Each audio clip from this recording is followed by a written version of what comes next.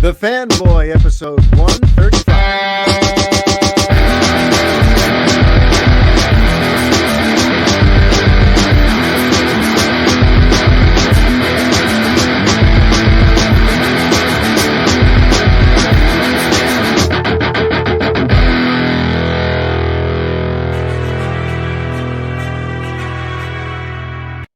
Hi, everybody. Mario Francisco Robles, MFR here with you. And this is episode 135 of the Fanboy Podcast. But listen here, folks, this is not just any old episode. This is not just more of the same. This is the start of a whole new era here on the Fanboy. Because right now, it is my pleasure to bring on the new resident, permanent co-host of the Fanboy Podcast, none other than my old friend, Mr. Brett Miro.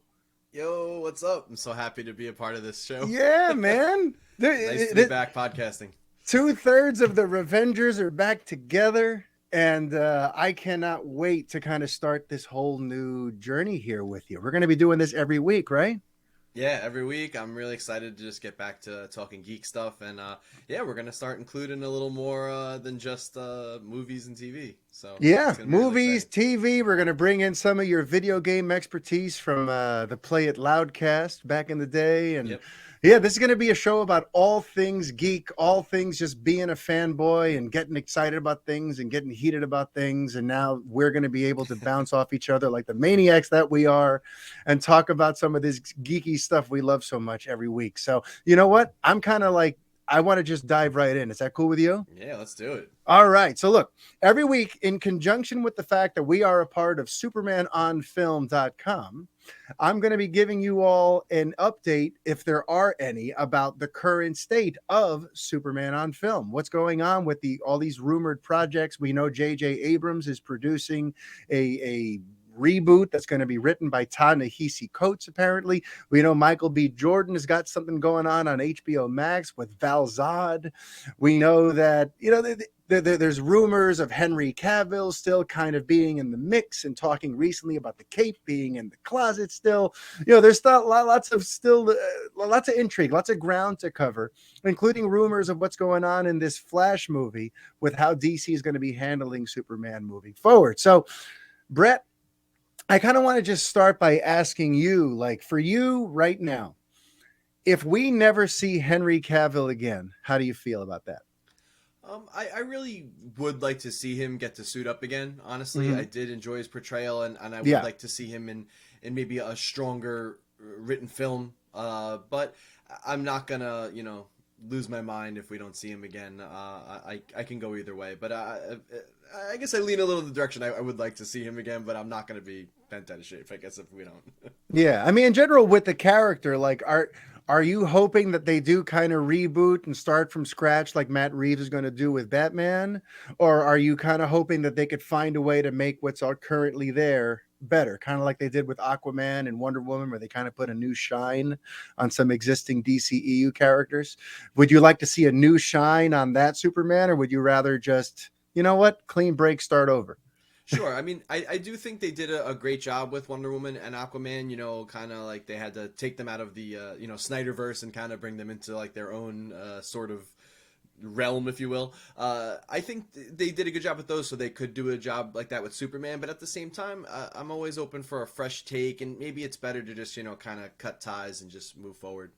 Sometimes that is the right choice. Yeah, see, for me, I go back and forth because, on the one hand, I have a complicated relationship with the Zack Snyder Superman films, be it Man of Steel, Batman versus Superman. Although, funny enough, I loved Zack Snyder's Justice League, and I loved the Superman bits that he showed us in there. When all was said and done, I thought he was going to give us something pretty damn great. But, despite my complicated feelings about Henry Cavill's Superman, I still think that the guy's got it in him to be like the iconic Superman for this generation. He just hasn't gotten that chance. And it just kind of like, for that sake, I'm pulling for him to get a reboot. But not a reboot, to get a new lease on life and a chance to do some more, you tell some more definitive Superman stories. Sure. But at the same time, what Matt Reeves has going on with Batman over there has me wondering, like, man, if somebody who loves Superman as much as Matt Reeves loves Batman took over that character and decided to build a whole world around him that really honored him the way, I couldn't be mad at that. You know what I mean? Like, I would be sad to not see Henry anymore. But right now, it's been so long since I've gotten to see regular, consistent, great Superman movies in theaters. It's been a very, very long time. Yeah, Way too long. So right now, though, like in terms of these different, there's so many different rumors going around right now about how DC is going to be handling Superman. I want to bounce this one off you because about 2 or 3 weeks ago, Grace Randolph and others started discussing that in this upcoming Flash movie, that the only real glimpse of Superman will be Henry Cavill, but on a TV, and that the film itself will be positioning Supergirl as the new sort of Superman of a new sort of Justice League 2.0. Right. So that's like the rumor. So before I say what I think of it, what do you think when you hear that? Yeah, I'm torn. Yeah, and I think a lot of fans are that. They're just saying, hey, let's just put Superman in the background. We're going to move forward with Supergirl. And I guess it depends what they do with it. I don't want Supergirl to just be a stand-in for Superman. She should just kind of be her own thing. Yeah. And then hopefully that's what they're doing. That's what they should do. That's the right thing to do for the character. Don't just make her a stand-in for Superman. And then eventually we can get, a new Kal-El hopefully in there. But it's an interesting way to go, and I think we're also seeing that kind of with Batgirl, with how they're handling that, because as we know right now, it looks like the Reeves Batman, not to segue, is not going to maybe be a multiverse, an inter-universe kind of guy. So yeah, they're kind of positioning Batgirl as that, the Batman for that. But again, it's not right to do that to those characters that both have a rich history on their own. Mm-hmm. So I hope it's not just like, hey, we're just doing, gender swap Batman, gender swap Superman, and actually like taking care of those characters and honoring them in the way that fans and comic fans of those characters expect. Yeah. That's the most important thing for me. Mm-hmm. Yeah, for me, honestly, I think people are taking this stuff way too literally. Mm-hmm. I think maybe in spirit, what Warner Brothers is going to be doing right now is sort of putting Supergirl and Batgirl in they're going to put them to the forefront, but they're not going to act like they're Batman and Superman don't matter and they don't exist. Right. But for right now, those two are going to be at the forefront, and because the current DCEU Batman is going to be the Michael Keaton Batman, who's older and is not going to have his own movies. Right. So it makes sense that, in those DCEU crossover type situations, yeah, you've got old man Batman, but there isn't like an in their prime Batman. So for the in their prime, Batman type stuff, Batgirl will sort of be there to scratch that itch. I mean, again, it's all going to be interesting to see how they actually pull this off. But I get the sense that like they're not flat out saying, all right, no more Batman, no more Superman. It's just Batgirl and Supergirl now. Like, no, I think they're putting those characters sort of on the back burner, and they're going to put those two at the forefront. And being how complicated everything is at this point, because like it still is, and we're pretty in tune to this stuff. It still is kind of crazy. Like, what's Snyderverse? What's the DCEU? What's this Reeves thing? Like, how does it all fit together? Yeah. So I think they do need a little more time to figure that out with maybe, with Superman and Batman. Probably more with Superman. They at least have a Batman in production. Like, it's about to come out in a month. So I think it is maybe easier to just get these other characters in, and get those going while they figure out, Superman. Yeah. I mean, the interesting possibility is, since we're now delving into this whole multiverse angle, is that just like with Batman, we could have multiple versions of these heroes, right? So because in the Flash alone, we're going to have the Ben Affleck Batman, and we're going to have the Michael Keaton Batman, and that's going to hit theaters several months after the Robert Pattinson Batman has made his debut. Right. So we're officially in this world where we're going to see 3 Batmen in 2022, 3 of them. I'm getting so So much Batman. so you want Batman? I Yeah. give you all the Batman. So, but meanwhile, so with Superman though, they could do something similar, and I've been Hmm. saying for a while, like they could have Henry Cavill as the shared universe Superman, and they could have the J.J. Abrams Superman as its own thing, kind of like the Matt Reeves Batman. So they could kind of like they could do that. We're in. Listen, Spider-Man: No Way Home just made almost $2 billion with 3 Spider-Men in it. Right. Audiences have now shown that they can grasp all this multiverse stuff, and that there is something kind of cool about seeing these older versions of the characters and knowing that like those continuities and those movies and those franchises all actually are part of this current story that you're watching. It's Right. all part of the same shared tapestry. It's I all mean, connected. it's all connected. Um, so yeah, so in terms of like Superman, so you have the rumor there in the Flash about Supergirl is going to really kind of be positioned as the big Kryptonian that we care about coming out of that movie, which, I want the focus to be on our Man of Steel, but for now, as long as they do it right, I'm not going to hate having Right. some focus on Supergirl, as long as she really has her own story and her own arc, and it doesn't feel like, oh, this is supposed to be a Superman story, they just turned it into a girl. Right. But then aside from that, you have this thing where Michael B. Jordan, apparently a couple years back, remember there were rumors that he was going to be trying to do a Black Superman reboot. Hmm. And then those rumors went away. And then all of a sudden it came back in a new form. And it was going to be that he's doing a TV like limited, what do they call them? A limited Limited run, a series. limited series Hmm. on HBO Max about Val Zod. And one of the things that was interesting about that, I don't know if it was the Hollywood Reporter or Deadline that said it, but it seems like Jordan was self-aware enough to know that if you give people a black Superman, there's going to be a harsh sort of a swift response from the general public, especially if you try to like race bend Clark Kent or something like that. Right. That's why he would rather do Val Zod, but do it in a slightly smaller spotlight there at HBO Max, where he could carve out something more unique and interesting. Because he kind of seems to predict that if you were to try to race bend Clark, that's going to cause all kinds of chaos, and it's going to be its own obstacle for getting the movie seen. You Right. know, Yeah, and and I don't know if it does. Does anyone like there's and I'll just say there's a lot of talk about what if we have a black James Bond or a black Batman or like a mhm, black Superman, and that's all fine, but what does that really do for the character? Like for me, I don't care. Like yeah, to do whatever you want, you know what I mean? Like it doesn't make a difference, but if you're going to have a character be African American, like there should be something there to say about that experience. You know mhm, what I mean? So I'm happy in a way that if you just race bend Clark Kent and yeah, just tell a Superman story, and we live in America where there is a lot of unfortunately we still around a lot of racism and opinions on that stuff. yeah, It doesn't go anywhere. It's just like, okay, we have Superman and he's black now. Like, wouldn't it be more interesting to have a character like Val Zod that is Superman for his universe, but also has to contend with being black and Superman.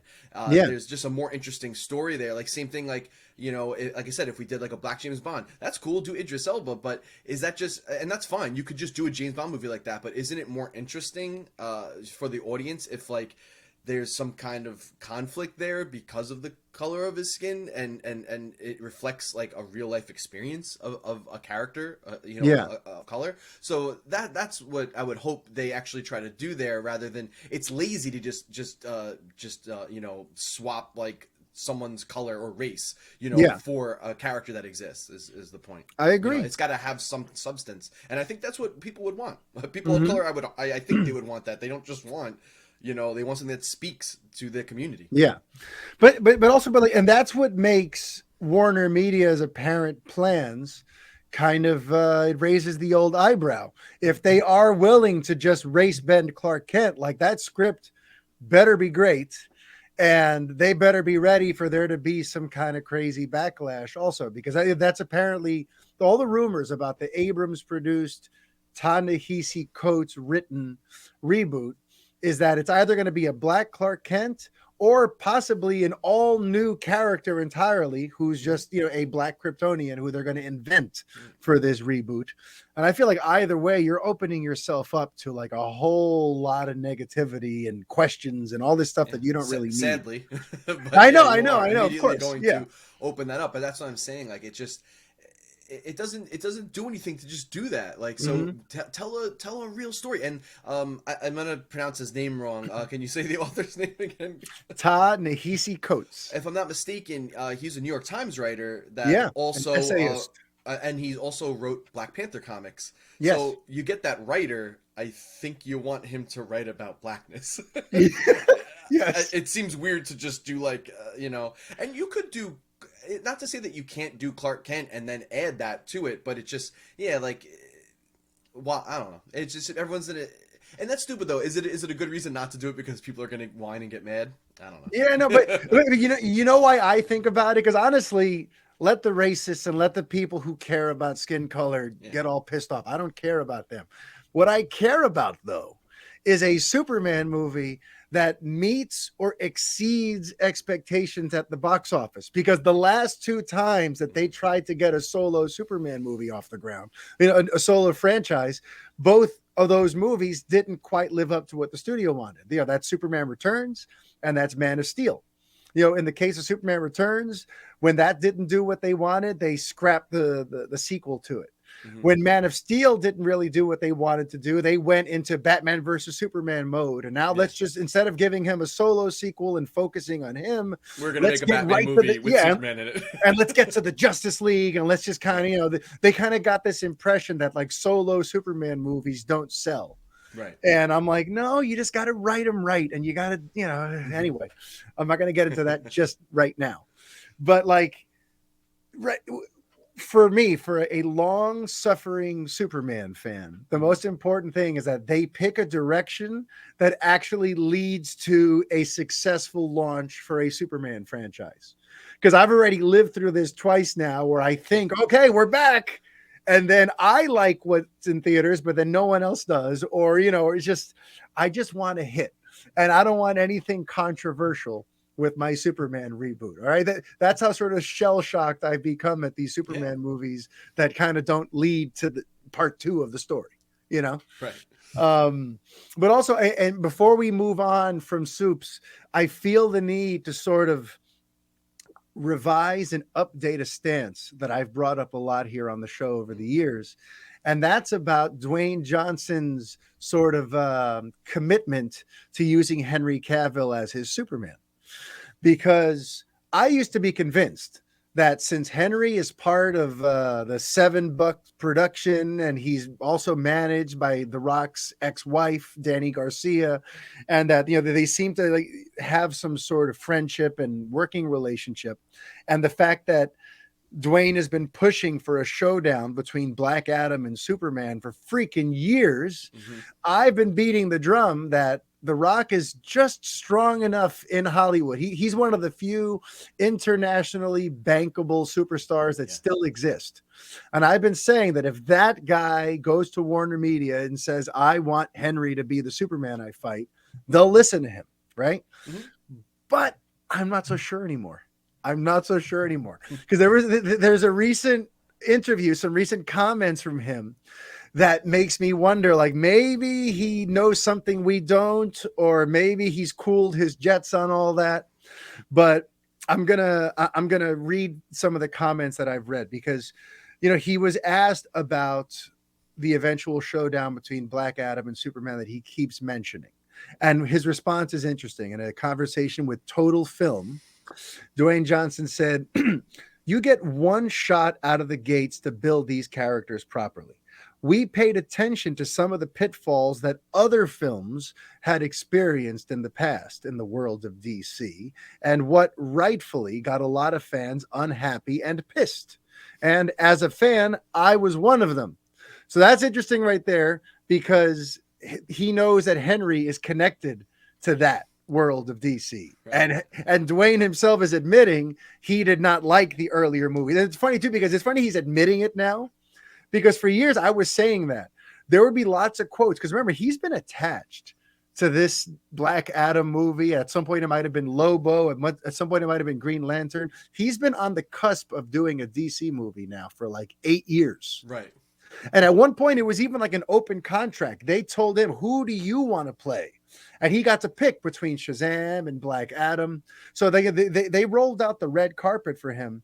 And whenever they would ask him, like once Man of Steel came out and BVS came out and Justice League was on the way, they would ask Dwayne Johnson, like, so when is Black Adam going to mix it up with these Justice League people, blah, blah, blah.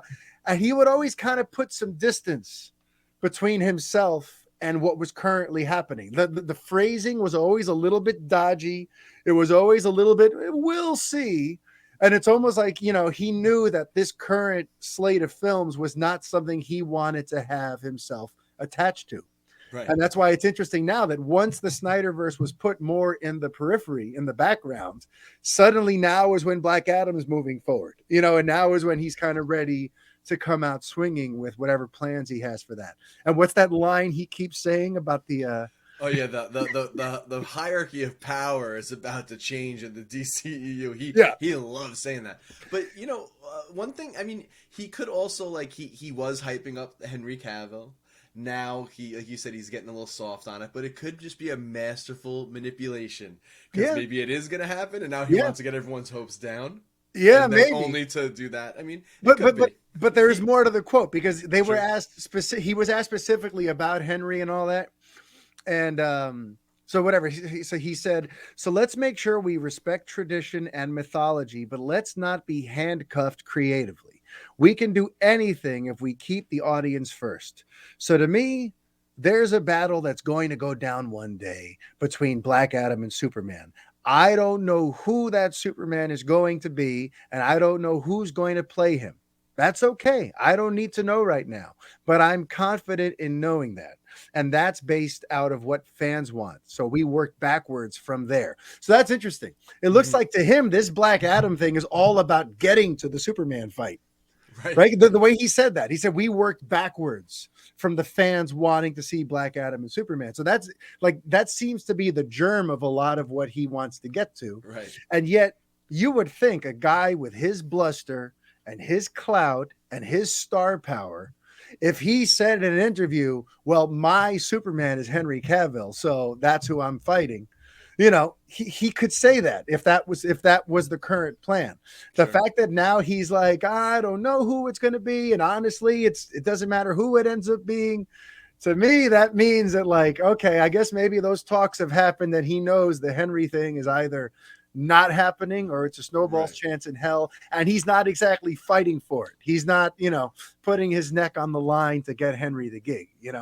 So that makes me feel like if Dwayne Johnson was indeed the last hope for us to see Henry Cavill Superman again, that quote did not instill confidence. Right. So that's why I just wanted to kind of mention that, update what I'm thinking about the return of Henry.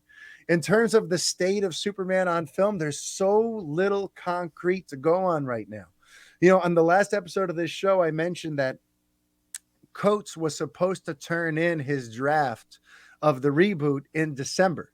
So I don't know if he stuck to that, but I find it interesting now that here we are in February and there hasn't been a single word about movement on this reboot. So I'm wondering, lots of people are wondering if maybe that just went the way of many other DC projects that they announced and then just mysteriously never happened, like that Steven Spielberg Black Hawk movie or all that sort. Yeah, they've announced so many movies that have never happened. Ava DuVernay's New Gods. I mean, I could go on. I know. So, I don't know what's going to happen with this Abrams reboot, but we haven't heard one word about the script from Coates.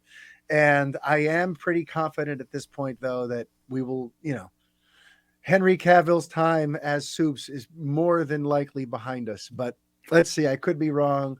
I hope I'm wrong. But speaking of people being wrong, Brett, what sort of crap have you been hearing about the Batman lately? So this is anecdotally off Twitter, but we got a couple, the greatest cesspool on the internet. Yeah. So there's been a couple little revelations about the movie. So we do know that the runtime is clocking in at like 2 hours, I think, and 47 minutes. not including credits. Ooh. Very specific. Yeah. So immediately we start getting all the people coming out. It's too long, it's too long, it's too long, it's too long. And listen, I didn't like look through their tweets to see if they said that about other movies, but Yeah. I just feel like you were probably okay with Endgame. You were probably okay with Infinity War. You were probably okay with a lot of these other 3-hour superhero movies. Yeah. And I just want to I don't want to spend a lot of time on it and like the negativity. It's just like the hot takes just aggravate me to no end. But it's just, if the movie is paced well and it's a good film, it's not going to feel like 3 hours. We know that. I've sat through so many 3-hour films. And listen, I've sat through ones that were not paced well and you were like, okay, is it almost over? This movie's too long. I could think of a couple of Judd Apatow comedies that have overstayed their welcome, even though I do like him. But, then you look at something like, Endgame, which is like almost 3 hours, and that movie thrilled me from start to finish. So I think Spider-Man No Way Home was about 2.5 hours too, if I'm not mistaken. Yeah, that was a long one. Tremendous. It did not matter because they knew how to pace, they knew how to get the emotional roller coaster going, and when you're excited, man, that stuff flies. It really does. So I think everyone needs to just calm down about that. And then the other thing is, we just found out that the Batman's budget was around $100 million, which is like very small compared to obviously these Marvel films. And the first and thing, a lot of the early DCEU movies are over 200 mil. So that's easy. Yeah. And I don't know if that's just production budget and that doesn't include paying actors and stuff, but you look at some of these like Marvel films and it's like Endgame, like, well, you had to pay Mark Ruffalo, Scarlett Johansson, Robert Downey Jr. So I imagine Chris Evans, everybody, I imagine that inflated the budget a little bit. And one thing to look at is the Batman, for the most part, what we've seen from the trailers, I don't know, we've only seen little snippets, but it seems to be mostly practical effects, not a lot of CG, and I think that keeps the cost down. But I see all these takes on there that it's only $100 million.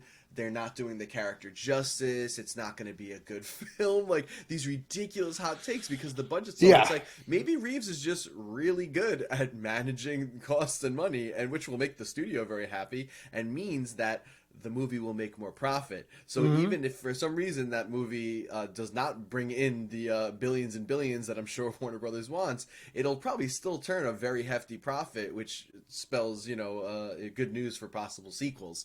Absolutely. Which we know he's thinking about. They're focusing on this, but they do have an outline, and of course they announced like 40 spinoffs. So hopefully those actually come to fruition and don't end up like those announced movies that all went to development hell.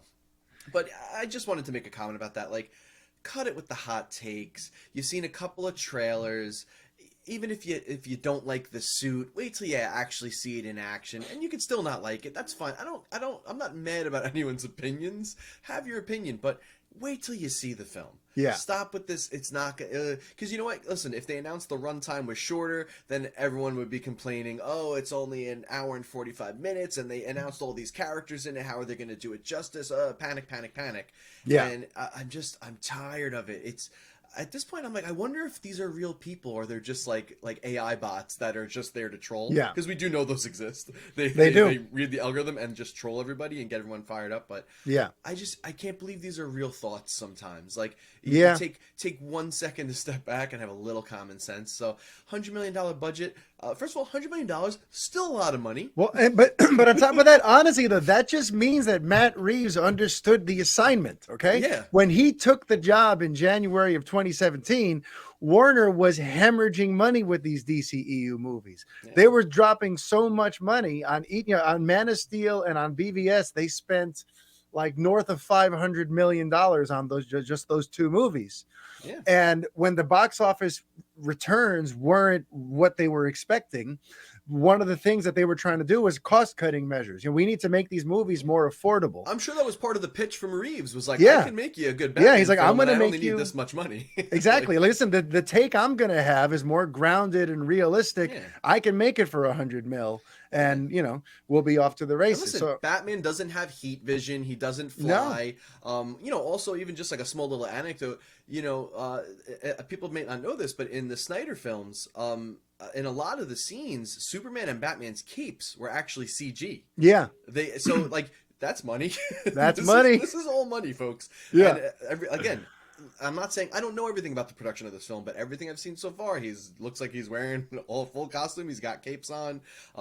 We've seen shots and behind the scene footage that have leaked out of like actual stunt drivers doing like a lot of the driving. It's not all CG, and I think the guy is just a professional. He knows how to do it. He knew, or like you said, he had a vision, and to make the vision happen, this is what he needs. So let's not all freak out. and also just going back to the thing about the running time, I actually think that it comes from righteous indignation about. There was a big backlash about Zack Snyder's Justice League being 4 hours, and then going back a little further, there was a whole ordeal about the fact that the original cut of Batman versus Superman was 3 hours long. But at the time, Warner Brothers was so hell-bent on getting things shorter that they chopped off a half hour, and the theatrical cut of BVS greatly suffered, right? And then you have the Joss Whedon cut of Justice League that had that mandate. It has to be under 2 hours. Right. And they made it an hour. Joss Whedon's like, here's an hour and 59 minutes. Like, just to, hammer the point home. All right, fine. You want it under 2 hours? There you go. So I think people folks who loved the Snyderverse and the original DCEU, I think they're angry at that. Well, why does Matt Reeves get to make a 3-hour movie and everyone's celebrating? I think they're a little salty. You know what I mean? There's a little bit of that crowd. And on top of that too, like, a big part of the thing was the tone. Oh, BVS is so grim dark. Zack Snyder is so dark. Have you seen those Batman trailers? They look, pretty dark, pretty adult. It's looking pretty heavy. So I think like it just looks like they're contradicting themselves. They look hypocritical when a few years ago they're like, it has to be lighthearted and it has to be under 2 hours. Right. And Matt Reeves is like, here's something that looks damn near rated R and grimdark, and I'm going to clock in at just about 3 hours. Right. So I think a lot of it has to do with that. Where just a couple years ago they were putting all these restrictions on Snyder and doing all this stuff to overhaul everything, and now all of that seemingly has gone out the window, and Matt Reeves got to do whatever he wanted. So I think people are a little pissed about that. It is what it is. Exactly. It is what at the end of the day, am I worried about a 2 hour and 50-minute movie? Absolutely not. Like you said, I'll be worried when I see it if it's not good. Then I'll say, okay, listen, it did not need to be this long. I mean, that's my only thing with long movies. I like long movies. I've seen plenty in the last 5-10 years. That does not deter me. What worries me, though, is if it is really kind of dark and a slog and not a very fun ride. Right. 3 hours can be a long time. Remember how long the 3 hours of the BVS Ultimate Cut, the Ultimate Edition feels. You know what I mean? So it's like, I just hope that he nailed it. I think he did. But whenever I hear 2 hours and 50 minutes, I just hope that they got the pacing right. They got the edit right. Because that could feel like 6 hours or it could feel like 2. Listen, so it could be 6 hours of WrestleMania, Nothing. Wow, bringing it back. If you're a long-time listener, that's a deep cut. That's a deep cut to the Revengers. And one time when Brett came over to watch WrestleMania, and neither one of us was prepared for the fact that it was 6 hours. And I'll tell you that the pacing, not that great. Not that great. If the pacing was better, might not have hated 6 hours. Of it, so But what sticking on the themes of things that we love, not the things we hate, is just about everything that Matt Reeves says about this movie coming out just raises my hype levels up to like no end. Yeah. He's had like every right thing to say because he's been doing like a full court press interviews for Total Film and all kinds of different outlets are doing features on the Batman right now. And, Batman on Film is doing a great job covering them. I don't know if everyone visit batmanonfilm.com to get all your Batman stuff because Bill is killing it over there. Yeah. But every time he puts up an article focusing on the latest batch of quotes from Reeves, I just sit there reading going, yes, you're making the exact Batman movie that I've been waiting years to see. Stop making so much sense. Stop this. Because I remember even like years ago, I remember when I was writing at Latino Review, we were doing who we would want to direct Batman. And I said, I want like a David Fincher Batman movie. I'd love a Batman that's like Seven, a Batman that's, this deep, gritty detective noir thing. And that's the movie we're getting. That's what Matt Reeves is giving us. And like, I don't know, do you know this about me? That I have an obsession with serial killers and true crime and all that stuff? I don't know if I did know that about Oh, you. well, It's now kinda you weird. do. I have a huge obsession with serial killers and true crime. And like, I read up on them. I listen to podcasts about them all week long. I'm obsessed.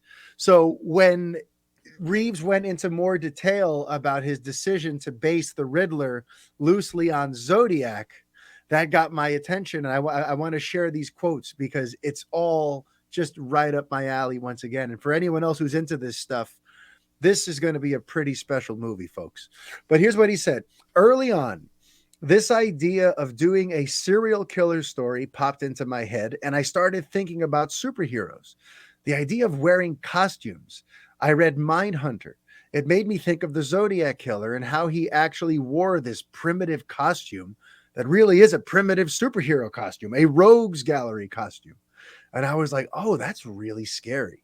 The idea of people really wearing masks and withholding their identities and terrorizing people, and how scary that is. I mean, that right there, like that just tells you like Riddler's not going to, it's not Jim Carrey's Riddler, folks. This is not going to be just some like, I'm a villain with a with a one-dimensional, plot. And, this is going to be creepy under your skin sort of stuff. And then he keeps going. He goes, not just a serial killer. He definitely has a political agenda. There's a terrorist aspect to him. He's indicting the city for what it is. And one of the things he's doing with each of these crimes is he's attacking the so-called legitimate pillars of the city. The whole point of it was to put Batman on the path of trying to solve a mystery that was not only going to reveal the history of the city and why it's so corrupt, but that also is going to turn at a point and become actually quite personal. Like hearing that, I'm like, I need this movie in my veins now. Does any of that do anything for you, Brett? It does a lot for me. Like you were mentioning that aspect, and they kind of hinted at it if you've been keeping up with the trailers. Maybe you haven't been because you've been trying to keep radio silent on it. But there are some lines in there, I assume from Paul Dano's Riddler, that are saying that Bruce has something to do with this, that he has to pay for like the sins of his family and stuff. So I'm a pretty big fan of the Earth One Batman Earth One comics. I can't remember which volume. I have all three, but I've actually only read volume 1 and 2. But you could tell if you read that they are taking quite a bit of inspiration for the Riddler from Batman Earth One and from Batman. You can tell just how he's a little more reckless, a little more kind of has a little bit of a death wish, maybe a little sloppy at points, and it is a very much a detective story. The Riddler's perfect for that. But one of the little revelations in that is that Thomas Wayne and Martha Wayne always depicted as these amazing, charitable figures that, obviously, good parents and donate to the city. And they allude in the recent trailer too that his parents were very charitable. And he's kind of a recluse. Bruce hasn't really been doing that. But anyway, the big revelation is that Thomas Wayne might not have been as squeaky clean as he's always depicted. In Earth One, they do reveal that he did have some ties to, I think it was actually Carmine Falcone, or at least like some mobsters in Gotham. So that could be part of the revelation, is that, as good as Thomas Wayne was, maybe some of that money wasn't clean, maybe some of it was blood money. And it really... we always talk about Batman and Bruce Wayne as this dichotomy, these two different people, and it almost gives, rather than just Batman a villain, it gives Bruce Wayne a villain, and it gives Bruce Wayne a motivation maybe to stop being a recluse, to come back out, start trying to take over and learn how to protect his city as Bruce Wayne as well. And it becomes almost like a redemption arc for his family, rather than just, let me just keep the goodwill of my family going, but no, I have to save my name. And that's just like a deeper story. It's just more personal. That's where it seems like where it's going. So it seems pretty cool. I hope that is kind of what shakes out. I mean, imagine the conflict, the crisis of character he'll have when he realizes, wait a minute, my family is perhaps responsible for some of this criminal element that I'm out here Yeah. beating up He every he night. says something in the trailer to Alfred, I think too, where he says like, "You lied to me." I think there's like a line in one of the trailers, like a little quick cut, and he says, "You Hmm. lied to me, Alfred." And yeah, and I think that might be where it's going, and that's really intriguing to me. And with someone Yeah, like Matt Reeves and with Robert Pattinson at the helm, yeah. playing Batman, I think that's going to be something Well, great to see but him play. and there's a couple of variations. There's a couple of versions I've seen that play with Thomas Wayne being a little on the underworld side. If I'm not mistaken, the Long Halloween uh, positioned him as a mob doctor, like one of those doctors who, like, if the mob didn't want to bring someone to the hospital because there was a Right. crime, he'll patch them up at Wayne Manor, and he's doing like under the table work with the Falcones. I'm Right. pretty sure I I saw th- that in the Long I Halloween, think you're or correct about that and too. then So and even did you ever play the Telltale Batman game? On I tried, but it was like really buggy and glitchy, and I couldn't get into First of all, it. it's really good. Yeah. And second of all, it also plays with that idea of Thomas Wayne not being this lily white figure. And actually, it recontextualizes the murder of Thomas and Martha as a mob hit for something gone wrong, that like Falcone sent Joe Chill to deal with them over a crime dealing or something that went wrong. That's very cool. So yeah, I'm with you on, it's going to be interesting to see that play out on the big screen, because we haven't seen that yet. So far, the Thomas Wayne situations that we've seen are both parents are these heroic martyr type figures Hmm. for young Bruce, and without them, he's this lost, lost creature, so to speak. But this time, we're going to find out perhaps that the Waynes, have somehow contributed to the endless corruption of Gotham. So I can't wait to see how Batman deals with that knowledge. Yeah. And no, there's just so many psychological layers, and we're going to be talking lots of Batman in the next month. So yeah, in the lead up to its release. So for now, We're a we're going month to move away. on from there. We're a month away. There's a lot to say, but right now I'm going to move on, because sticking in the realm of Gotham City and all that sort of stuff, but switching mediums a little bit into the video game world, there was some news about that Suicide Squad game that you wanted to talk about, right, Brett? That's correct. Yeah. So we know, obviously, the studio Rocksteady made some beloved games: Batman: Arkham Asylum, Arkham City, Arkham Knight. Which I started playing again recently, by the way. Oh, very good. I actually replayed Arkham Asylum a couple months ago, and Nice. wow, it was a nice revisit. But anyway, very beloved games. They obviously they have Mark Hamill as the Joker returning in that. They have Kevin Conroy as Batman. Paul Dini, I also think, at least for Arkham Asylum, was a part of writing that. So it's got a very Batman animated series feel. And, Oh yeah. they're just beloved, awesome combat systems. So anyway, Rocksteady's been kind of like, they were a little radio silent for several years after Arkham Knight, and they did reveal, like, probably I think 2 years ago, that they are working on a Suicide Squad game, which is going to be largely probably like a very Arkham feeling game, but you can play as 4 different members of the Suicide Squad. It's going to have co-op, open world, and it's actually called Suicide Squad Kill the Justice League. So the whole plot is that the Justice League is kind of like brainwashed or something. I think they showed it might be Brainiac. They're all possessed, so they actually have to like stop the Justice League. So they're going to be going up against like the Flash, Wonder Woman, Superman. Really, really cool idea. Anyway, that game was supposed to come out this year, and I don't think they've said anything yet. But all the official reports I read from Jason Schreier on Bloomberg, that it seems like it's going to quietly slip into 2023. Obviously, I think the pandemic has had a big effect on games development. Yeah. But just a very big. It was a pretty high profile game we were expecting this year, and especially tying in now, we just had the new Suicide. I keep like having a weird lisp. A Suicide Squad movie. Yeah. That came out that was pretty beloved recently. And the synergy behind that really great. Looks like it's going to slip. We also have another game, which I think is by WB Montreal, who is the team that did Arkham Origins. Origins, yep. Which actually people are like weird about that game, but I actually really enjoyed the game a lot. It was very, Me very too. good. They're working on a Gotham Knights game, which is also a co-op kind of RPG Arkham style game, open world. That's going to be have Robin, Red Hood, Nightwing, and Batgirl playable. That so far is supposed to still come out this year. We haven't heard anything about that slipping. I hope that Okay. one makes. I'm actually, for me personally, I think I'm a little more excited for that one than Suicide Squad. But that's where we're at right now. So we're Yeah. gonna be getting some cool DC games, but it looks like we have to wait a little bit longer for that Rocksteady one, which I think is the one everyone really, really wants. But Yeah. hopefully we get Gotham Knights this year. Well, you know what I really, really want, Brett? What do you All really, right. really want? I don't want to hear about Suicide Squad games. I don't want to hear about Arkham Knight games. Whatever. I want a goddamn Superman video game. Okay. In It's this impossible age, to make one. no, it's not. You can do it. I want a remake of Superman 64. Oh, no, you don't. Fly through the No, you really don't. One of these days, I'll tell you the story about how I ended up walking around inside the cartridge as the main title character, as Superman. It was great. But no, like, that's another, just like with the movies, I want to smack people around, being like, everyone else is getting their own baller adaptations, and my boy Superman is sitting here on the bench. I want an open world Superman game where he could fly to different parts of the earth.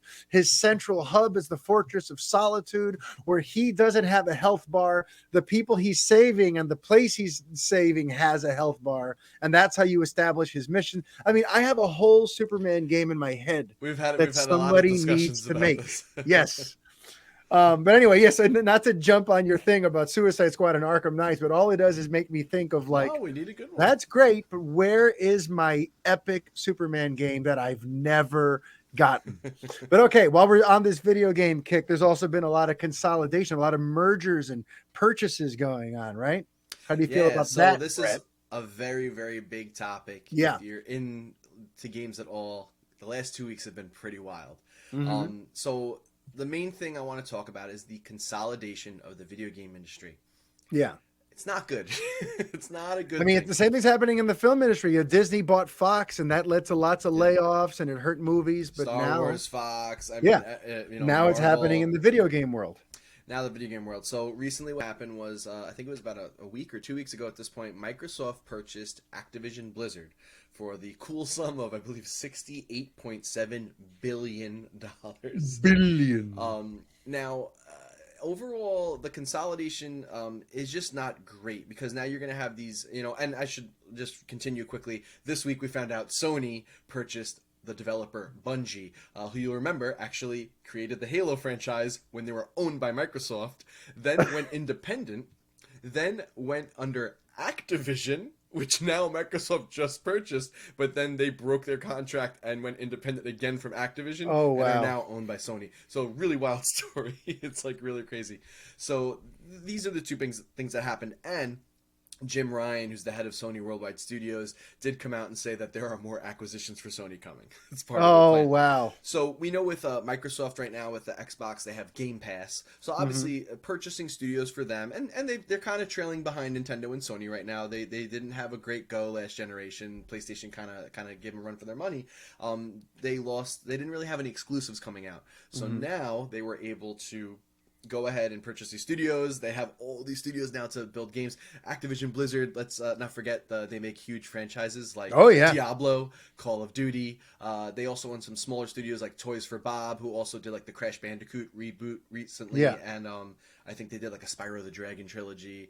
And they have a couple of other odds and Yeah, ends. Activision is huge. They also own King, who is the maker of Candy Crush for mobile, which we know makes buku bucks. So Microsoft just acquired a lot. But now you have all of these studios under one house. So obviously they have and they just bought Bethesda, 2 years ago for $7 billion. So that's Elder Scrolls, Skyrim, Doom, Wolfenstein. So, I mean, you see they're bolstering their Game Pass portfolio. They want you to subscribe. Now they have all these games exclusive. But now it's like, these used to be multi-platform games. They're still releasing some across multi-platform, but now you have to go to Microsoft if you want to play them. So it just becomes kind of crappy for gamers. It splits up communities. They say they don't want to do that, but eventually they're gonna like, why are they gonna give it to Sony when they could just keep it on their platform and make you subscribe and just keep getting you money every month? Yeah.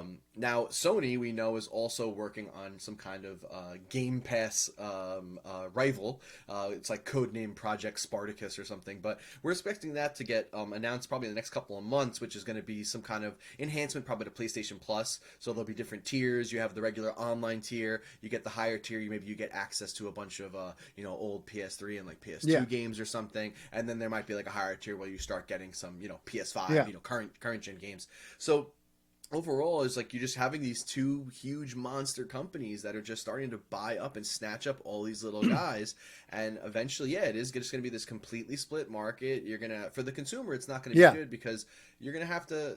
I know a lot of people, if you're blessed enough and have the money and time, you can own maybe more than one system. But for some people, it's not in the cards. And now, if you want to really play everything that's coming out, you're going to be split onto these different ecosystems. It's just, like you said, they're going the way of Hollywood. It's a very, very dangerous thing. And I'm a little scared. The one bright side that I will say on this though is Activision Blizzard has had a ton of allegations over the last year, sexual. Well, that's a good thing. Yeah, sexual assault. That's the bright side. Yeah. Well, on the bright, I'll get to the bright side. Yeah. That's not good to say. On the bright side, Activision's been touching people. So they've had sexual assault allegations, obviously, pay discrepancies, diversity issues. You go through it, and their CEO Bobby Kotick is a real grade A piece of crap, and just super rich, gets these disgusting bonuses every year while people are underpaid at the company, and just does not want to step down, even though everyone's calling for it. They're trying to unionize there. So the only good thing that might come out of this is Microsoft seems to have really created a really nice workplace, and all the studios that have been purchased by them are seeing improvements in their work-life balance and all that good stuff. So that's the only good thing, is I'm kind of happy for Activision Blizzard. They might be able to actually fix some of these issues. Supposedly Bobby Kotick is going to leave and step down when this transaction is finished in I think next year, March 2023 is when it should actually wrap up for end of Microsoft's fiscal. So it's good for them, but at the end of the day, it's still just a really, really scary prospect that all this is happening. So I do hope for those studios, like, things do get better. I hope, like, these studios that are making these Call of Duty games maybe get to make something else, because I'm sure they're sick of being on there's 3 studios making Call of Duty games on a 3-year cycle. So like, one releases, then they work for 3 years while the other one comes out, there's a million studios working on these games. I'm sure they're just sick of it. And Microsoft, to tell you the truth, doesn't need to have a $1 billion Call of Duty release every year. So maybe it'll also allow some of these other studios to make some new IPs. We'll get some new games, and maybe that's the optimist in you. Yeah, there's no way these people thought of that. They bought the IPs, so they're like, I bought Call of Duty. I want a Call of Duty game every 3 months. All right. Yeah. I understand that. And that's what I thought too. I'm like, why would they want to give up? It's the best-selling game every year. Yeah. But at the same time, they just don't need it. They just need you to subscribe to Xbox Game Pass and get that recurring income. And then maybe, they can say, hey, you know what? We're going to just have 2 studios work on Call of Duty, and they'll do it every other year, so they get a longer development cycle. They're not crunching. They can have better single-player campaigns, because apparently those have been sliding down the last couple of years. Some of them didn't even have a single-player campaign because they only had 3 years to turn it around, and they just, hey, the money's in the multiplayer. Yeah. So it's just a really wild thing. So I'm happy for Activision Blizzard in a way. I hope things get better for those people there, but it's just scary that this is going that, and we're going to see more happening. So I have a weird sort of, like, I acknowledge all the bad, but believe it or not, there's a part of this that I like, because I still remember when systems thrived because of their exclusives, where each system had its own identity. There were certain games when I was coming up, there were certain games that were only on PlayStation. Certain, just like Nintendo has always had its exclusives, but like certain things were just Sony, certain things were just Xbox, and it gave each device its own identity. And it really made you had to consider, well, what do I really want? And if I really want to play all these games, I have to own both systems. But you know what? It behooves each company to have their own stuff. And to me, these last couple generations of game systems have been hurt by the fact that there's been hardly any exclusives. Like, basically PlayStation and Microsoft for the last 8 or 10 years, it's just about which hardware delights you the most. The actual libraries are virtually identical. And to me, I just feel like I liked when each system had its own, hook. And Right. the fact that now we might go there, we're like, all right, if I want Microsoft, this is what Microsoft is about. And if I want Right. Sony, this is what Sony is about. So I know it's kind of a narrow way to look at it because there are larger ramifications than that. But I'm just going to say I don't hate the idea of everyone having their own key exclusives again. It's what makes them special. Right. I remember, like, for me, like, when I decided I wanted to get a PlayStation, which was a big deal for me because I had been a lifelong Nintendo fanboy who I only ever owned a Sega Genesis. Everything else was Nintendo. When I finally made the choice to get a PS2, it was because the PS2 has the Resident Evil games and GTA and the SmackDown wrestling games, and that's the only place I can get them. I'm going to get that machine. I think that there's something to that about this is what is on this system. You know what I mean? I think the exclusives have some value. And I think they do have value, and it's cool when, Sony has their internal studios that do that, and Microsoft has their Microsoft Game Studios that do that. You have your Halos and your Fables, and Forza is big on Xbox, just name a couple. PlayStation, you have, God of War, Uncharted, Last of Us. The Spider-Man is now exclusive, so Insomniac Games. But now they're buying so many companies that what used to be third parties are now under their two, and now it's like too many exclusives. Yeah, they're too walled off. There's got to be like a happy medium. So it's I just love that. Like I love it. 2 weeks ago, it was Microsoft buys Bungie for all the money in the world. And then last week, it's Sony buy. No, what did they buy? Microsoft bought Activision, and then Sony bought Bungie, and then said, "There's more coming." Yeah, and so there's more coming. And then this week, there's headlines from Nintendo going, "We're good. Yeah. We're not looking to buy anybody. We're fine." Nintendo was like, "Yeah, when it makes sense, Yeah, like, that's always been their thing. Yeah, they always just like, listen, you guys go for the cutting edge tech, and you guys try to do this." Yeah. We're going to be here making Mario and Zelda games for a while. Okay. So it's working. Yeah, it's working. We're using tech from 5-10 years ago, but people are still buying. The Switch just officially outsold the Wii, I think. Yeah. So they know what they're doing. 100 million units. They know what they're doing. Yeah. But speaking of people knowing what they're doing, The Rock has a really good knack for picking projects. And it sounds like he's found another video game that he'd like to adapt. Remember, he was in Doom, and wasn't he? Was he in any other video game? Doom. They did Rampage. Yes, which is actually from that. And did he do anything else, or he just did Doom and Rampage? I mean, Jumanji is video game based, but it's not based on a game. Yeah. But but now the big rumor. I mean, because he said it, right? He said it on Twitter or somewhere. He tweeted out. He was like, "I'm doing another video game movie adaptation for a game I've been playing for years." He said the power hierarchy in video games is about to change. The power hierarchy, the hierarchy of video games. Yeah. So what are the rumors, Brett? What have you been hearing out there? Everyone's speculating on what this may mean. The big front runners is we actually know already that Activision has been working on developing a Call of Duty movie.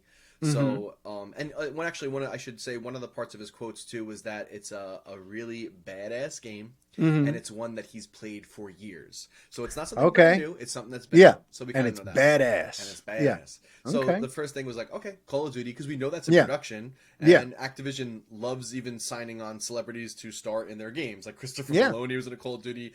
Kevin Spacey was in one. And, a couple other big celebrities. Yeah. So it's very likely that. The other thing that came out, though, is that supposedly a Gears of War movie has been in development, and The Rock has the build of all those big Jax guys in that game, so that could also work very well. The other thing that I thought of was possibly, this hasn't been announced or anything, but I'm sure they're thinking of it, a Fortnite movie, because The Rock, believe it or not, is a character in Fortnite, but not as himself. He's a character called The Foundation, and they could totally go ahead and make a Fortnite movie. But does the Fortnite count as badass and been around for years? I mean, it's been around for a couple of years now. But do you picture The Rock taking time from the Black Adam set to play Fortnite and do the Carlton? I don't know. I understand why you'd think that, because it is a hot IP right now, but I don't see it. I see Gears of War. I see Call of Duty. Well, you know, this is just the nerd in me, but Let's have a little you know, fun with this. Yeah, like well, hang on, let's talk some out of the box. in Gears of War, hang on, with Gears of War, you always have like three main huge meathead guys, right? It's usually like three big brolic dudes, right? I think I know where you're going with this. Hang on, listen to me. And we have three professional wrestlers who've officially crossed over into Hollywood and are big stars hired by big directors. And you have one of them who just appeared in a Gears of War video game. That's right. So what if they were to announce Gears of War with Dwayne Johnson, Dave Bautista, and John Cena as the main three guys? Can't you picture the three of them in the fatigues? I think that would actually make a bazillion dollars. Right? And they're all huge stars now. John Cena is a made man after Peacemaker. Batista has been blowing up with Guardians of the Galaxy, and he was in Blade Runner, and he was in Dune, and he was in James Bond, and now The Rock. Like, imagine the three of them announced for Gears of War. That would be banana, to reference a wrestling thing. But but then Call of Duty is an interesting one, just because, like, I don't know. Did you ever play the campaigns on those? I've actually, I'm not a huge Call of Duty fan. Okay. But I played Call of Duty World War II. I played that campaign. Okay. And I played a little bit of, I believe, Modern Warfare, which is probably, I feel like, where they would probably go. Yeah. Well, because what I was going to say was those original Modern Warfare games, because those revolutionized Call of Duty. The Call of Duty games had existed for a while, but when Modern Warfare came out, that's when like the world took notice, right? Yep. And in those single player campaigns, in all three of them, there's like a thread that goes throughout all three. There is something very Hollywood about it, because you have like the ragtag group of guys, you got the rookie, you have the grizzled veteran, you have the all big set pieces, all different kinds of action. You have helicopters and jets, you have carrying your wounded partner through the fields. And then there's all this political intrigue. In those storylines, there was always about like overthrowing governments and dealing with dictators, and the government asking you to do one thing, but then there's a black ops guy asking for side missions. Like if they were to adapt from the Modern Warfare vein, I think they actually could do a pretty awesome movie with The Rock. The only thing that worries me is they're going to want this thing to make bank. They're going to want this thing to be like one of those franchises they could crank one out all the time, because that's how Hollywood thinks, right? They're going to want it to be PG-13 in that case. And that just makes me wonder about like a gritty war movie at PG-13. Like, I don't know if they could pull it off. And if they do, like, take the edges off and make it less violent and make it more like commercial, then will it really work? You know what I mean? Because Call of Duty, I mean, it's going to be fascinating to see if that is the movie and how they choose to go forward. But to me, like, as long as they keep it tonally within those Modern Warfare games, and you have The Rock as the central guy in there, I think it could be a big hit. I'm just very intrigued about a PG-13 Call of Duty Hollywood franchise, Right. But like, which one, like, of those three, or something off the beaten path, what would you like to hear The Rock say he's doing next?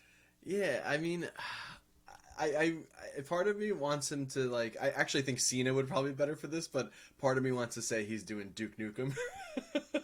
Like, I want to see like somebody, like a character like that come back with like cheesy one-liners and have a good time with that. He would be great as that. Yeah. There was another one on the tip of my tongue, and it's gone. I lost it. It's gone to the ether. But if I think about it, I'll revisit it. All right. So on that note, we're leaving this. Goodbye, video games.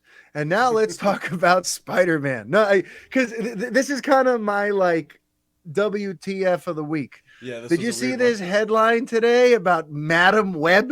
Yeah.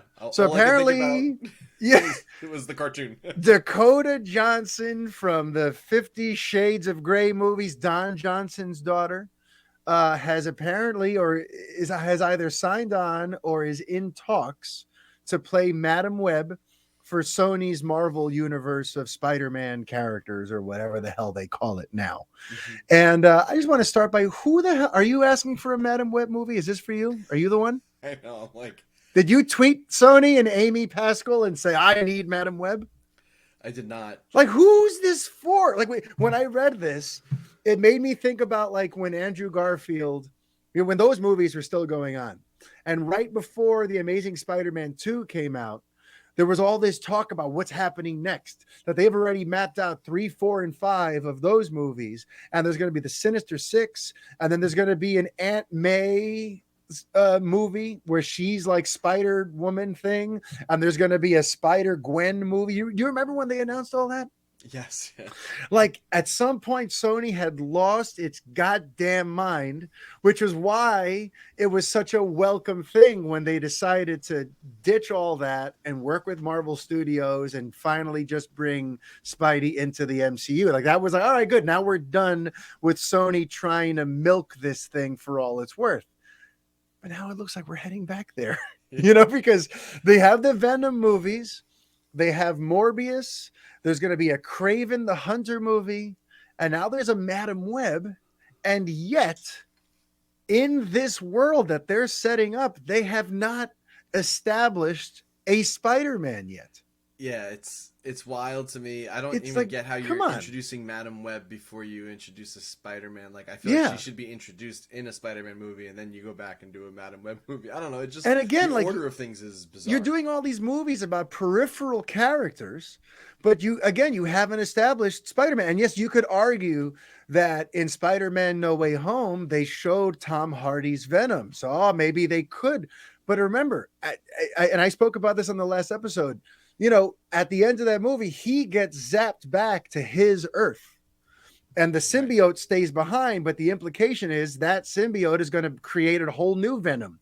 So is there going to be an MCU Venom and the Tom Hardy Venom movies? And who's the Spider-Man in the Sony ones? So that when they get into this stuff about Madam Web and they're trying to build out this universe, I'm like, okay, Sony, it's great that you're building a Spider-Man universe, but where's Spider-Man? Yes. Who's Spider-Man? Because the Tom Holland one ain't going anywhere. They've already pretty much announced that he's the MCU Spider-Man pretty much for good now. So does this mean, though, now devil's advocate, pie in the sky, does this mean Andrew Garfield gets the call and that he could be the Spidey for these Sony-specific Spider-Man movies? Do you think that could happen? I mean, I hope so. Yeah, you'd be down if they announced that tomorrow. You're jumping up and down. Yeah, I'm thrilled. I love Andrew Garfield. He stole No Way Home for me too. Yeah, I agree. Just about. Yeah. It's interesting. Like all these like characters are setting up in these movies, and all I can go off right now is the 2 Venom movies. I guess we'll see how. What's the guy? What's the man? Morbius, Jared Leto. That man. That's the man I'm talking about. That man. I'm curious the tone, just because, the tone of the Venom movies was unique. I'll be nice. I didn't see the second one, by the way. Oof, so I just saw that. Maybe we could have a whole nother topic on that another time. Yeah. I'm just curious the tone, because it does, like I said, and you said Madam Web, and you have Morbius and all these little characters. I just can't stop thinking about the 90s animated cartoon. And if they're going with that cool vibe, I think Andrew Garfield's take on the character really jives with that. He almost reminds me of the animated series Peter Parker. I don't know, he just really hit that, just with the quips and how he is and everything. So that could be the way to go. It's crazy bizarre though. I don't really understand. It's just, but I've seen the take online too that listen, when Marvel, when they did the Phase 1, a lot of those characters are Captain America, Iron Man, Thor. They were D-list characters. They were D-list characters. They turned them into the A-list characters now, and everyone said Marvel's geniuses. And you do see people online bashing Sony for this, but Sony doesn't really have a great track record either. So. They don't have a great track record, but also these are these aren't even B or D-list heroes. These are the co-stars to a hero that they haven't established yet. You know what I mean? Yeah. Honestly, it's not a perfect analogy. Yes. No, I know what you mean. And honestly, it reminds me of what was going on in these last 2 years up until they announced Michael Keaton's return, where Warner Brothers was talking about, at some point there was a Nightwing movie, there was the Birds of Prey, there was the Gotham City Sirens, there was the Joaquin Phoenix Joker movie. Yeah, they were announcing all these different peripheral Batman characters. But meanwhile, there was no Ben Affleck Batman movies coming out, Right. and the Robert Pattinson Batman was seemingly going to be off on its own thing. So all of a sudden, there was, again, you're going all around Gotham City, showing everyone else who's there, but where's the Batman in your Batman universe? Right. You know? And then now DC solved that by bringing Michael Keaton in, and now he's sort of like the Batman they could bounce things off of, and Right. whatever. And So you're right. We have a Venom without a Spider-Man. Yeah, we have a Venom symbiote that never met Spider-Man. Never met Spider-Man. It does. Yeah, it's like this is all very weird, but they're gonna have to figure it out. To me, it makes no sense. How do you go to Madam Web directly? Like there's not enough, built-in organic interest in Madam Web that there's people clamoring for a Madam Web movie. Right. To me, it only makes sense to go there once she's been a supporting player in a Spider-Man movie and the fans have loved her. You know what I mean? Or she's been set up there. It seems like she would fit better just like as an ensemble character in like an Into the Spider-Verse movie.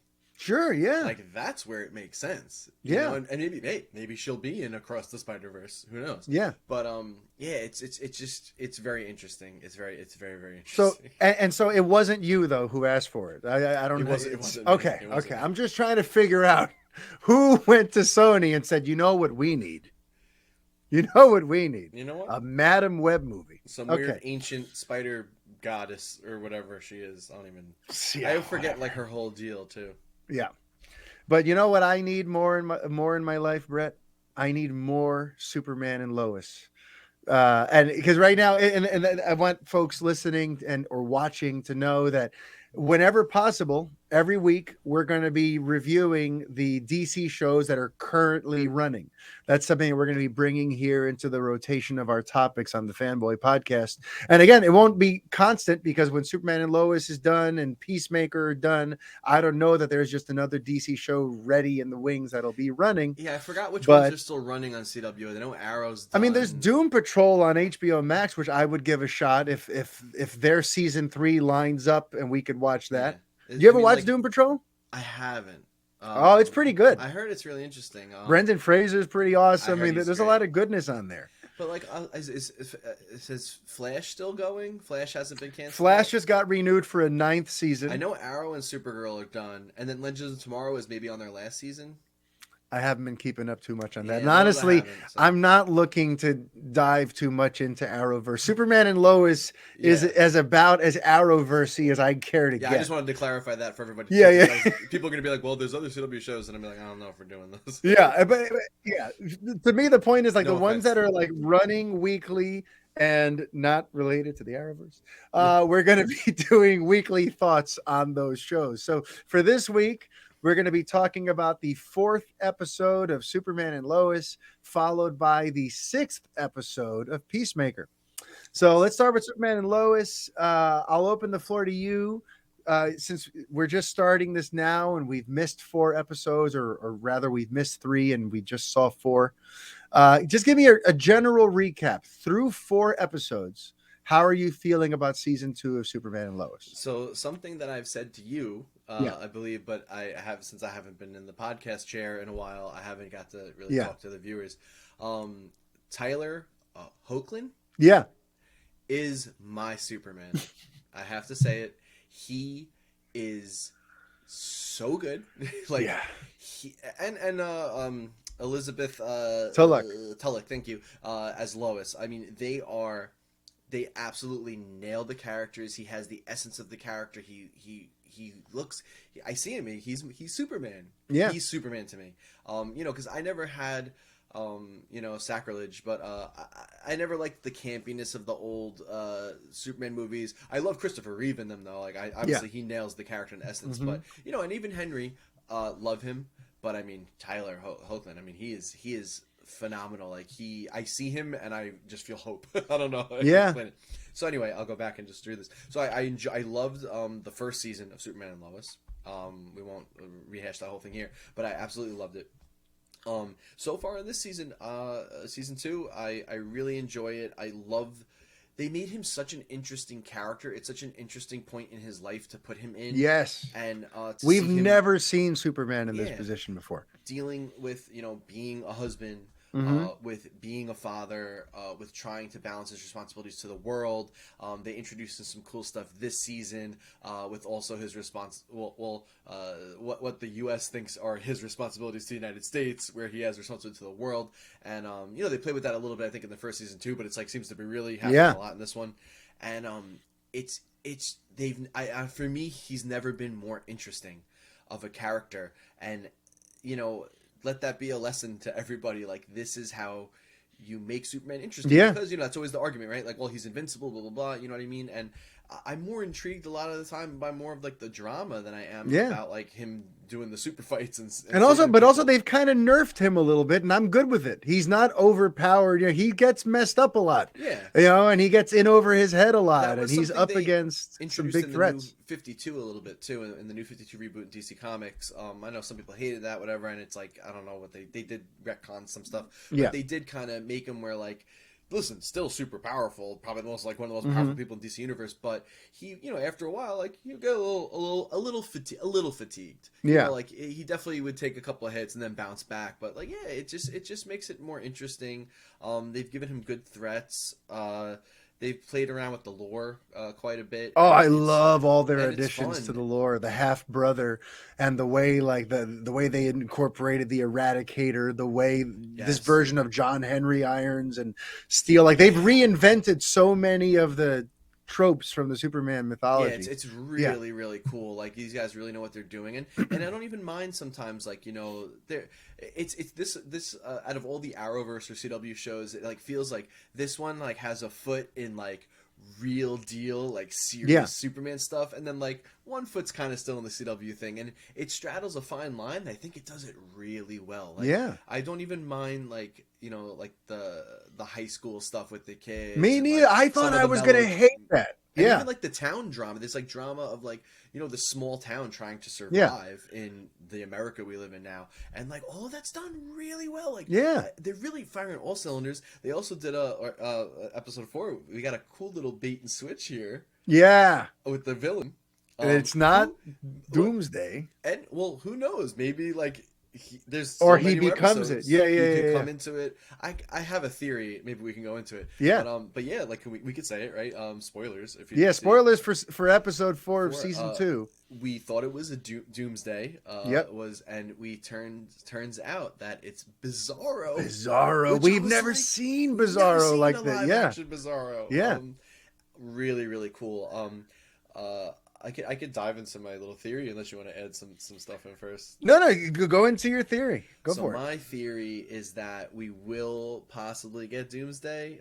Maybe not as a villain in this season, but a setup. And I have a feeling it's going to have something to do with Tal-Rho or Morgan Edge. I have a feeling like he's going to somehow get transformed into Doomsday. Interesting. Because they kept him around. They did keep him around, and he's clearly not dangerous. Right? Like, in this episode, was it this one or the last one? I watched all 3 in a marathon earlier, so they all kind of But like, they've established that he's he's still a threat and he's still got abilities. So I think he might still factor in. I think they could do a thing where it's Superman battling Bizarro, then Morgan Edge somehow gets transformed into Doomsday or something, and then it's a team up between Bizarro and Superman against Doomsday, which could be really really fun and just fan servicey. But hey, we'll see what happens. I mean, but I love the show. There was a throwaway line I find really interesting.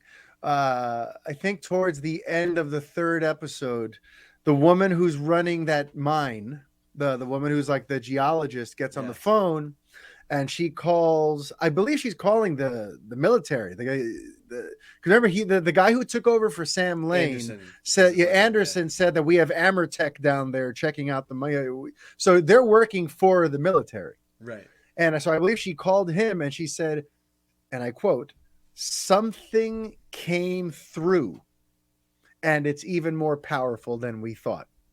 So something came through.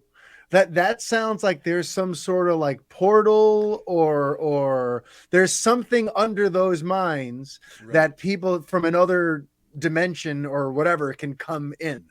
So Yeah. she said something came through and it's even more powerful than we thought. So that's intrigued because at first I thought maybe, I believe in the Doomsday origin, he had like crash landed and was underground for a long time and then just finally awoke and broke through the Right. ground. So I wasn't sure if they were trying to say he had just been there ever since that initial asteroid field Right. and created all the yellow kryptonite. He's just been there lying dormant. But now that she said something's coming through, that means that there's some active other place Yeah. where this guy came from. And what's that about? What's with the weird necklace he was wearing? I'm super intrigued, man. Yeah. They've done a great job. Like really, like every episode, I'm like, I gotta see what happens next. It's just, Yeah. it really is tremendous. I think if I have one gripe, because I loved season 1 pretty much unilaterally all the way through. Every episode was like a 4 or a 5 out of 5 for me. This season, if I have any qualm, and I know that I guess, it's season 2 and now they've established all the characters and all the, the general arcs and plots that everyone's on. So now they feel the need to create more drama. So there's a lot of my one thing is like, everyone seems to be in some kind of conflict. Every character is sort of miserable or dealing with like shady awfulness. Like everyone's down. So that's the one thing where I just kind of felt like I'm just feeling like, all right, I get it. You're trying to ratchet up the drama and the conflict and the tension, but like, I don't know. To me, it is a little on the border of like, geez, this is kind of miserable. All these episodes kind of leave me feeling kind of like dread. Yeah, you have Jonathan now possibly going into like a drug problem. Yeah, you have Jonathan as a drug dealer. Jordan's drug dealer. Jordan is, like, I guess they kind of resolved that, but like that was getting a little. But that was for 3 episodes there. Yeah, you have Sarah treating him wrong, and then she kissed another girl behind his back, and there's all this like dishonesty and unease, and he wants to say the secret, but that's a terrible idea. Yeah. Like, I don't know. Everyone's mad and sad. Drama with the mayoral race. Yeah. And, John Henry is still like in love with Lois apparently, and it's really hard for him to be around her. Yeah. It just seems like when they were mapping out the stories, they're like, let's just have everyone have the worst time of their life. Lois is having issues with her sister and this cult leader, which I mean, I think this is not new, but it feels like a little bit of a reference to that girl that was on Smallville. I thought of that too. I feel like yeah, Allison Mack being part of a cult. And I think the woman's name is Allison something, isn't it? It's Allie. I didn't even think of that. Yeah. Wow. Yeah, it's a little bit of a that going on, and then obviously you have like everything Clark's going through. And, and then again, the guy running the military is super shady, and Morgan Edge is still shady. Like everyone has got an agenda. We have the weird super kids. It's just I mean, listen, I'm not upset at it, and I'm still excited to see how it all pays off. But to me, it is just notable that they've put every character in some real tight, tough spot, and I guess they just want us to be like gritting through it to get to the big payoff at the end. But this season is notably a little darker and tougher on everybody. You know, but I'm loving it. I'm loving it. I love that it's a show that continues to have something to say, and that it has a heart. I like that it's not just fluff and action and, look at Superman doing super saves and quippy one-liners. Almost everything that happens like seems to mean something and is kind of like saying something about society at large and some of that geopolitical stuff that he has going on with the military. I just love that there's a lot. It's a show that has something to say, that there is a point of view behind this. And the point of view is very Superman. It's very compassionate. It's very, the show continues to be so good that I almost don't care what happens in the movies. Going back to how we started this, like whether they reboot or they make a Black Clark Kent or there's the Val Zod HBO Max thing, no matter what happens, I've got a Superman that I could watch 15 times a year, every Tuesday night. Yeah. And you know what? For a guy who's been waiting forever to have regular access to Superman, that's all I need.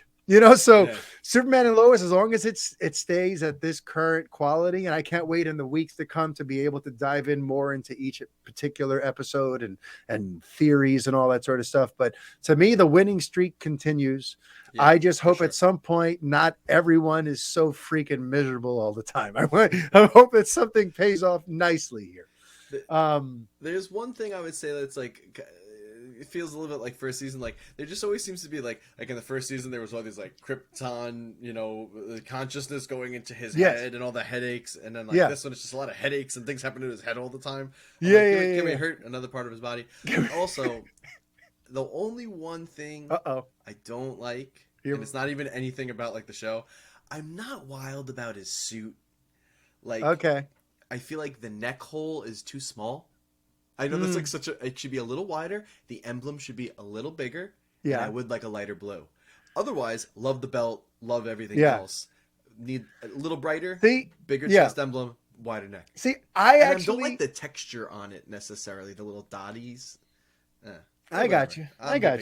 And they did have the flashback in the old suit in like the first season, but that was like too spandex corny also. But it was cool for the flashback. I loved it and the homage to the comics, but I can't see him running around in 2022 with that.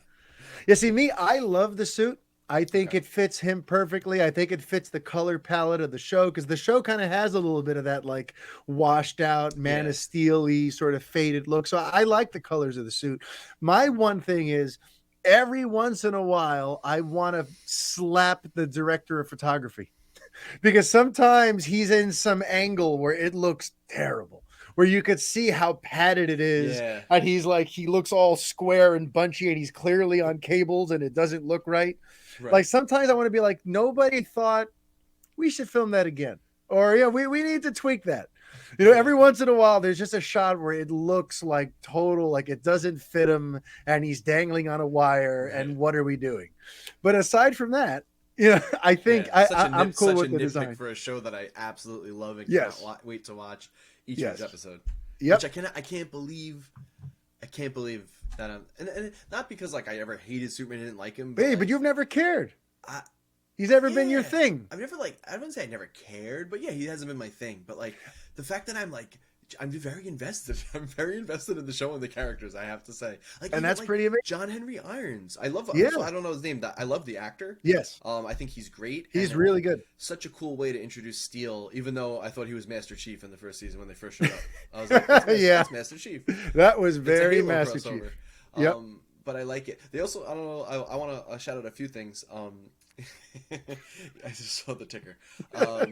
There was a really cool money shot with him this week when he jumped up in the air and the suit came in and like formed around him. Yeah, which was really dope. I thought that was a really, really cool shot. Shot. If we're being honest though, if they're being the designers clearly were like, let's make Steel into Iron Man with Thor's hammer. That was a total Iron Man thing. There was an Iron Man thing with a Thor hammer thing. They're like, let's just make him 2/7 of the Avengers, because that's what's really popular right now.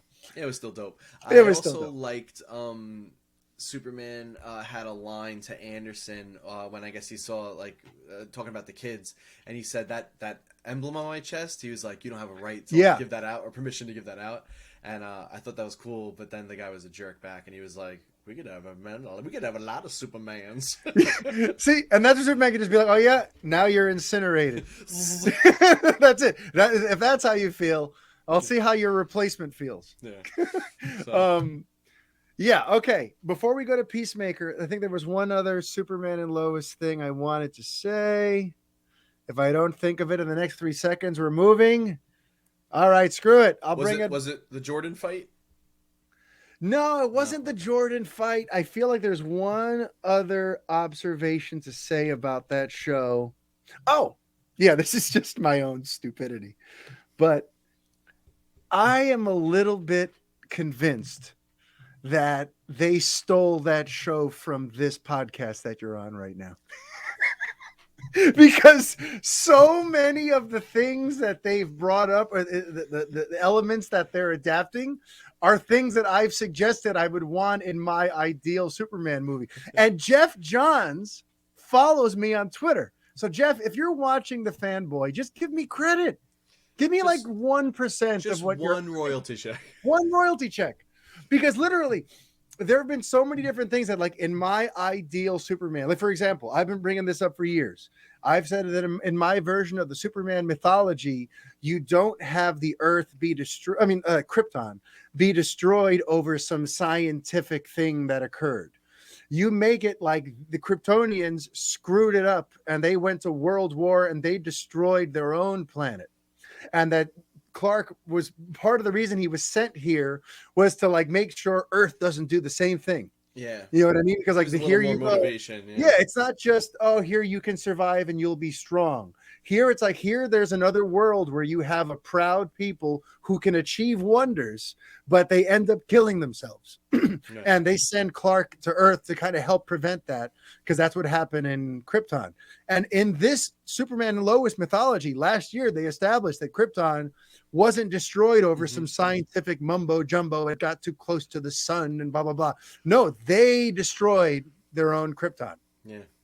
I mean, there's all kinds of like very specific things that I've always thought would be cool. I even said at some point, like, it would be cool if there's like these mysterious earthquakes happening in the middle of America that Lois is trying to investigate. And we eventually find out that it's Doomsday who breaks through and blah, blah, blah. So that's why when all of a sudden the earthquakes were revealed to be possibly Doomsday, I'm sitting there on the couch like, Jeff Johns, you owe me a lot. No, but this show is just it. I guess the point is, though, it feels like tailor made to the kind of Superman story I want. And the fact that they even use Smallville as a backdrop to talk about what's happening in America right now. You know, last year there was a lot of overtones about the rich billionaire who comes to town making all these promises as a politician, and the working man in middle America who's felt ignored by the coastal elites believing in him. Yeah, there's all kinds of like the show has a lot to say, and I love that they go for it. They talk about America now, and they talk about society and where Superman would fit into things now. The show's got balls in that way, because it could have just been fluffy nonsense, but they're actually using the Superman mythology to say some pretty awesome things. So anyway, okay. Now we're going to go on to our next and final review before wrapping this puppy up. Let's talk about episode 6 of Peacemaker. So I will let you start us off again.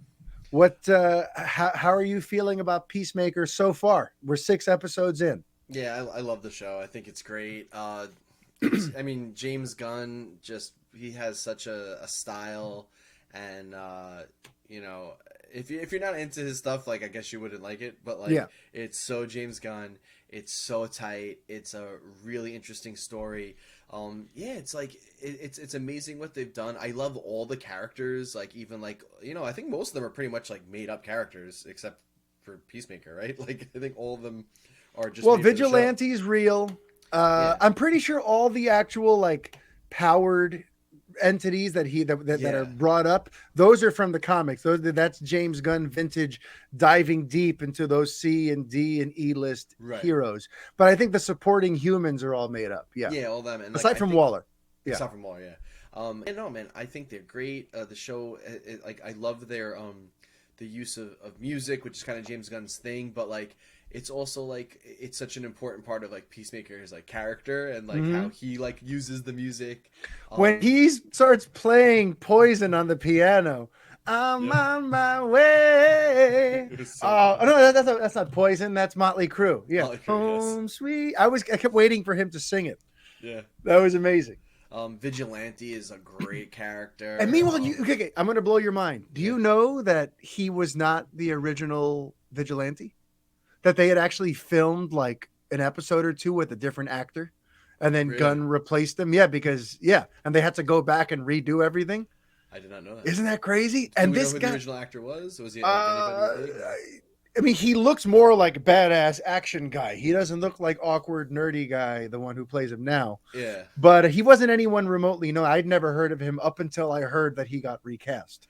Wow. Yeah, I love he's like this nerdy, like, sociopath. He's bizarre. But what was I going to say? Or what were you going to say? Were you No, in I the was middle just of saying. Yeah, something? I mean, I love the show. This week's episode was really really cool. There was some cool reveals. Well, we had the reveal kind of last week, but like there was more reveal this week that like basically the butterfly is in Mern's. Yeah, that Mern is a Mern is butterfly guy. actually taken by the butterflies, So that but was the a big cool surprise, like thing last week was that reveal, but the reveal this week was that everyone knew already. yeah, everyone knew, but yeah, but her, the Amanda's daughter. I Yeah, forget the character's is it name, but Adioye? something like that. Something like that, Something right? like that. It's And close. she's a Yeah. fascinating character too. I loved her in Orange is the New Black, that actress. Oh, I didn't even And know. I didn't ever watch that show, so I didn't know. yeah, and it's really interesting to see like the toll this is taking on her and the dynamic of being Amanda Waller's daughter Yeah. and having to do stuff that kind of contradicts her own teammates. And there's so many layers and levels to things.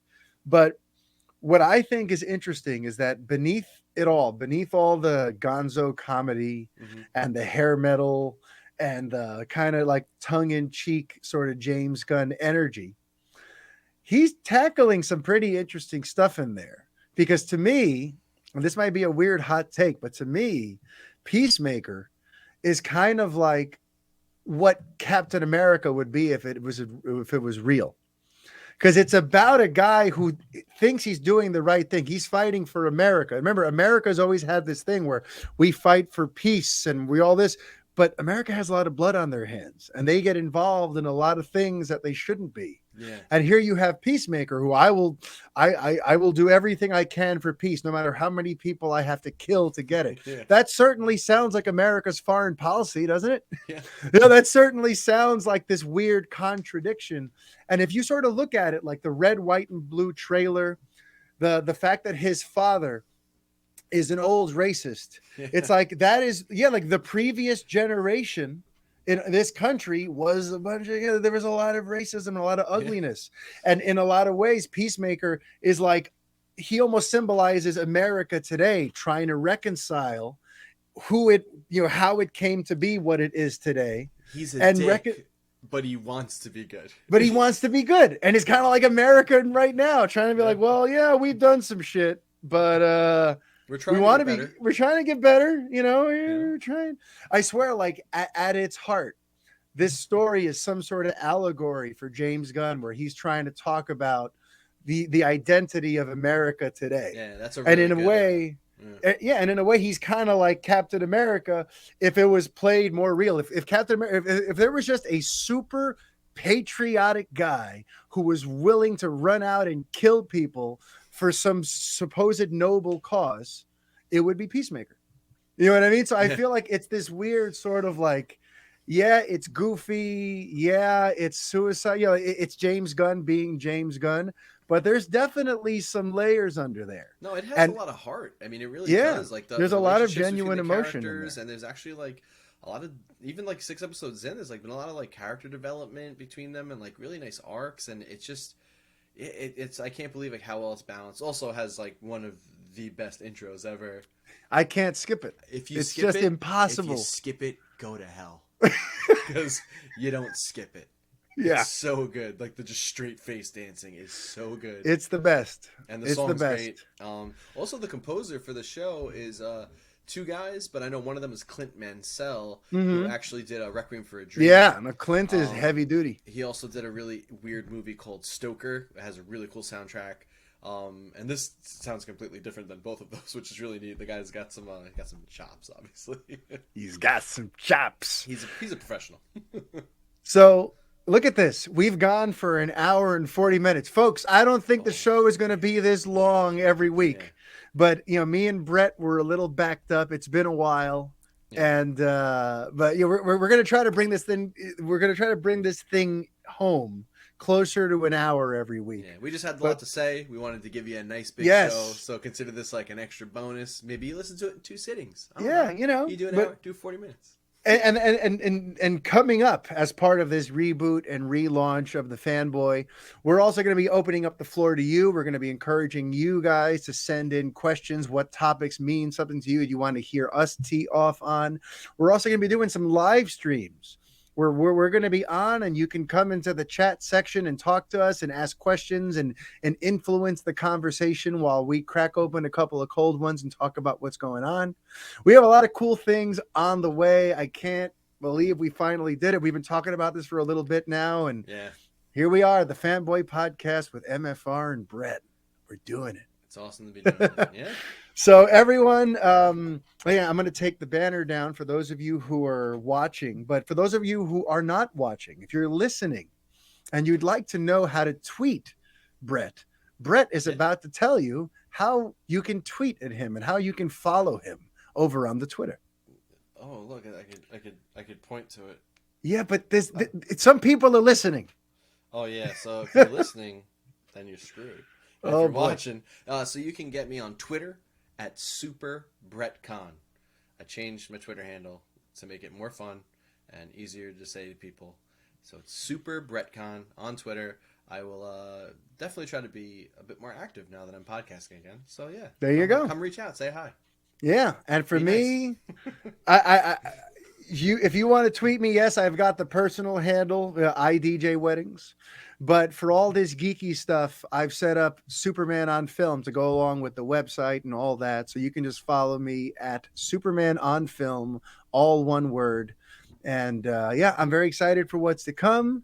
Brett, thank you for joining me on this adventure. We're going to be I'm going to keep you pretty busy. We're going to be watching some Superman movies soon and recording some commentaries. We're going to be hosting some happy hours. It's going to be a freaking baller time. And I want to thank the listeners too for hopefully welcoming on the podcast. I know they're used to listening to you solo. Yeah. I hope my presence here is a welcome one. And well, just don't fuck it up. Was like a little rusty. We'll get better. Yeah, but we will. I hope you like our new. If you're watching the video feed now, I hope you like our new fancy setup. We're investing. A new platform. Yeah, we paid this time. Screens and backgrounds and other things. Yep. So yeah, we're really doing it. And Mario, right? If forgive me, I'll be helping you with this. We're also going to try to break out, maybe I don't know if all of them or a lot of the topics from the video. So hopefully on YouTube you'll be able to watch the whole thing as a whole, or just get the audio only version. Or if you're only interested in certain topics, or you just have a short amount of time to stay with us, because this is an hour and 40 minutes long. Yeah, you can go and just watch little topics on YouTube. So because we realize, if we say something that excites you, if we say something that you want to share and just belittle, it's hard to do that with a 1 hour and 40-minute video clip. So we're going to be breaking these episodes down into shorter clips on the YouTube page so that you can spread the good word about the Fanboy Podcast. And by the way, if you want to get this awesome Fanboy Podcast t-shirt that I'm wearing, you go to the store located at supermanonfilm.com, superman-on-film.com. All right.